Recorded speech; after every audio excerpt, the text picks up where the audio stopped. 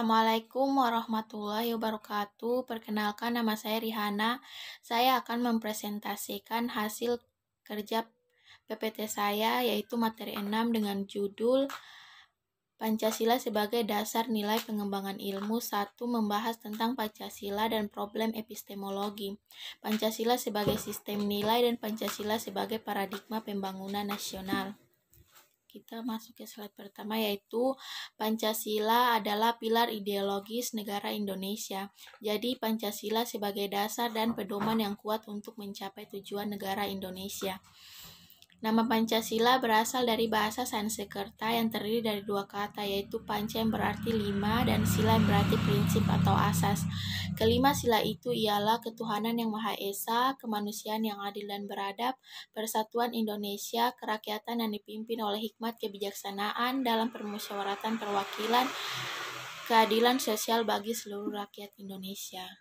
Berikutnya, tujuan Pancasila. Tujuan Pancasila yang pertama adalah menghendaki bangsa yang religius yang taat kepada Tuhan Yang Maha Esa. Yang kedua, menjadi bangsa yang adil secara sosial ekonomi.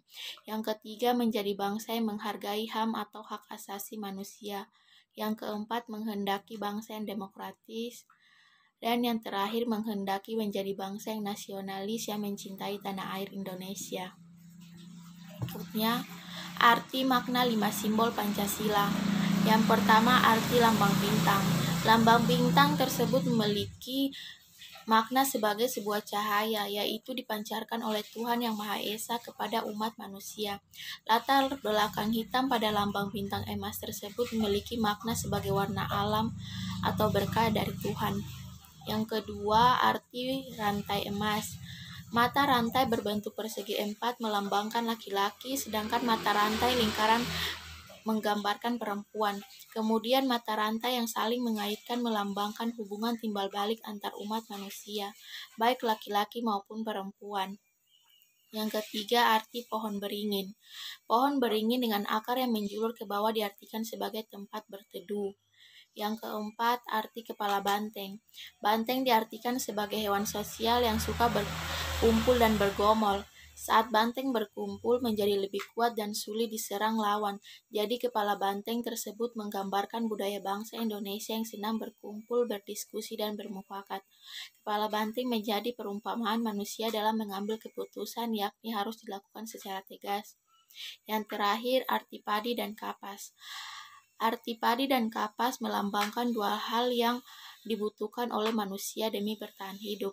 Padi melambangkan ketersediaan makanan, sementara kapas ketersediaan pakaian. Dengan adanya ketersediaan pangan dan pakaian, manusia akan bertahan hidup dengan nyaman. Yang berikutnya adalah problem epistemologi. A. Pengertian epistemologi. Epistemologi atau filsafat ilmu adalah pengetahuan sistematik mengenai pengetahuan. Epistemologi merupakan salah satu objek kajian dalam filsafat. Secara linguistik, kata epistemologi berasal dari bahasa Yunani, yaitu episteme dengan arti pengetahuan dan kata logos berarti teori, uraian, atau alasan. Masalah utama dari epistemologi adalah bagaimana cara memperoleh pengetahuan. Sebenarnya seseorang baru dapat dikatakan berpengetahuan apabila telah sanggup menjawab pertanyaan-pertanyaan epistemologi.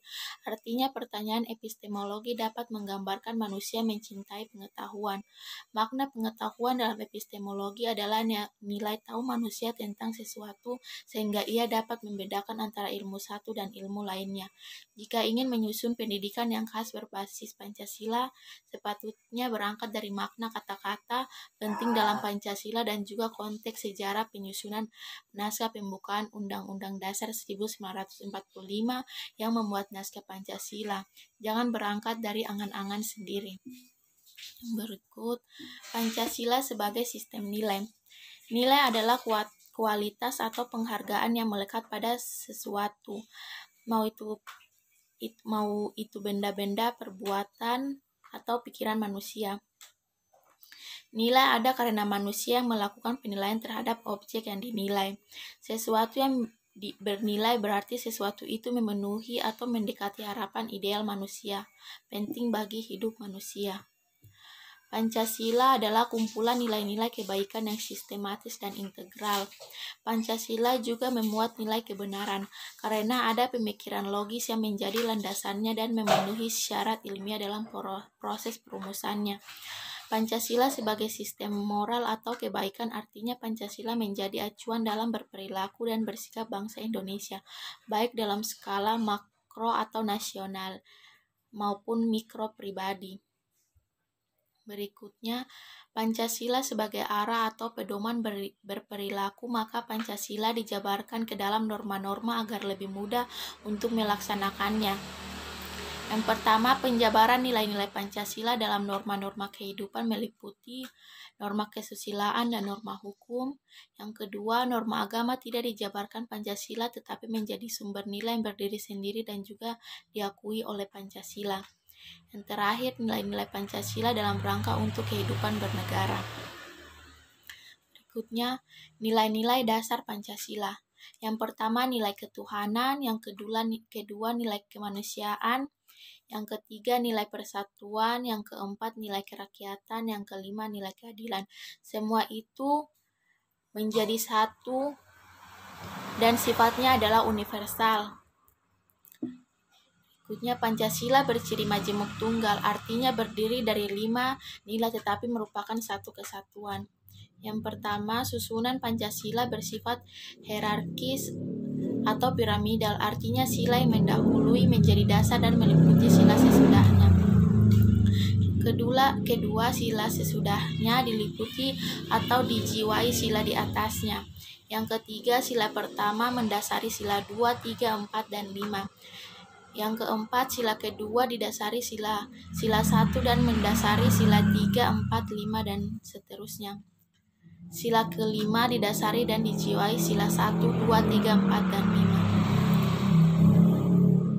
5. Penjabaran nilai-nilai Pancasila ke dalam norma hukum tampak dalam peraturan perundangan yang ada di Indonesia. Contoh, sila kemanusiaan yang adil dan beradab dijabarkan ke dalam pasal 28 sampai 28 Undang-Undang Dasar 1945 tentang Hak Asasi Manusia.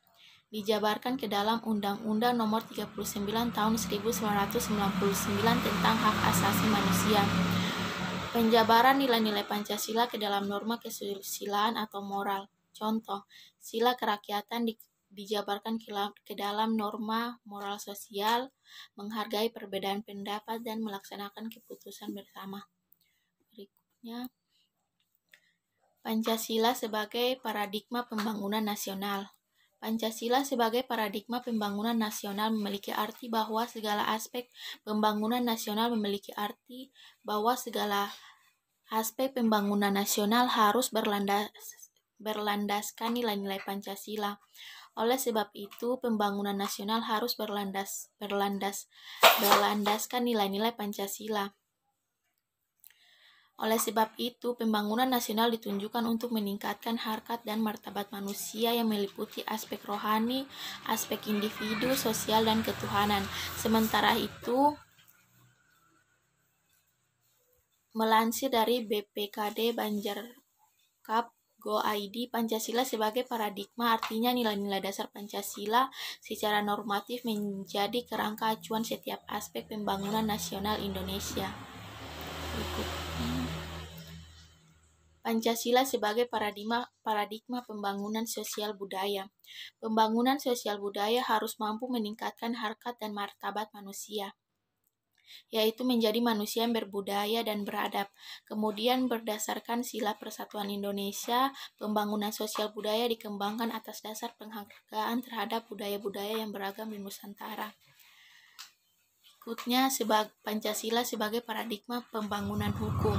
Salah satu tujuan negara Indonesia adalah melindungi segenap bangsa Indonesia dan seluruh tumpah darah Indonesia. Untuk mewujudkannya diperlukan perlindungan hukum kepada semua warga negara tanpa diskriminasi. Dengan demikian, substansi hukum yang dikembangkan harus merupakan perwujudan sila-sila yang terkandung dalam Pancasila. Yang terakhir, diskusi kelompok tentang permasalahan pengembangan ilmu di Indonesia. Kita tahu bahwa Indonesia adalah negara berkembang, sehingga dalam hal pengembangan ilmu masih sangat membutuhkan. Hambatan yang dialami pengembangan ilmu di Indonesia seperti sumber daya manusia yang masih rendah kualitasnya, belum banyak tersedia teknologi yang modern terhadap pengembangan ilmu, dan juga terkendala dana yang dihadapi dalam melakukan pengembangan ilmu. Sekian presentasi dari saya, kurang lebihnya mohon dimaafkan. Wassalamualaikum warahmatullahi wabarakatuh.